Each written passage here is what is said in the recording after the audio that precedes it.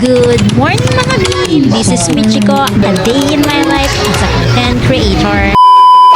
Hi guys! So for today's video, ito na nga yung araw na makiki-birthday kami sa anak ng kaibigan ko, no? Bali 3 PM nga daw yung start ng birthdayhan. Eto at 12 PM pa lang ay nakaligo at nakaready na ako. Wala nga akong kayos-ayos dyan, walang kilay, walang lipstick. By the way, nandito pa rin pala ako sa bahay ng magulang ko, no? Balak nga namin magstay dito for 1 week. Actually, mahabang araw na yon dahil pag pumupunta nga kami dito ay 1 to 2 days lang. Eto nga pala yung bag na dadalhin ko. Nakita ko lang yan dito sa bahay. Ang laman lang yan ay dede ni Rai, cellphone at syempre yung wallet ko. Malapit na nga mag 2 PM yan at sarap pa ng tulog ng anak ko. Pagkatapos ko kasing paliguan ay nakatulog siya. Hindi ko na nga siya ginising dyan. Bibihisan ko na lang. Bala ko na lang siyang gisingin pag nandun na kami sa birthdayhan. Para marami siyang energy doon. Sinama ko na rin pala itong kapatid ko para maki-birthday. At syempre para may katuwang ko sa pagkarga at pagbitbit dito sa aking anak. Ito na nga nang kami ay makarating. Saktong-sakto ang aming pagdating ay kakastart pa lang ng program. Ito at pinaupo ko muna itong aking anak. At pinabantayan ko muna sa aking kapatid. Hindi ko nga alam kung mag-enjoy siya dyan. Siya nga pala yung pinakabatang nakaupo dyan. Ito nga pala yung birthday celebrant, no? Nakipicture muna kami dyan sa kanya para naman may remembrance kami ni Rai. Maya-maya nga lang ipinakain na nga pala kami dyan. Hindi na nga ako nakakain ng handa dyan kasi feeling ko hindi naman talaga ako makakakain ng maayos. Ang ginawa ko na lang ipinabalot ko na lang yung pagkain ko at yung kapatid ko na lang yung pinakain ko at pinadede ko na lang itong aking anak. Mga ilang minuto nga lang itong aking anak ay hindi na nga mapakali sa isang lugar. Layas man ito ng layas, parang may sariling mundo at gusto lang ay lakad ng lakad. Wala na nga akong ginawa dyan kundi kalad ka rin ito pabalik. Ito na nga at magbublow na ng candle ang celebrant.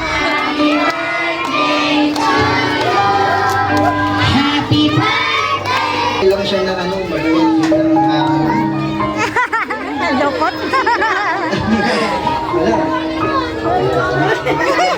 Alright. Ikaw naman, mami, pwede kayo umiyak kung gusto niyo, ha? Wait ka lang na bata, tapos maging healthy, safety. Ako na bahala sa mga gusto mo.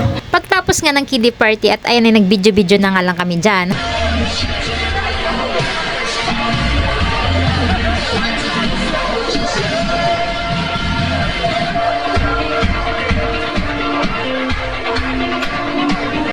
Eto nga pala yung mga nakulimbat ko, no? Ito yung mga nakuha ko. Kasama na rin yung mga shinaron ko.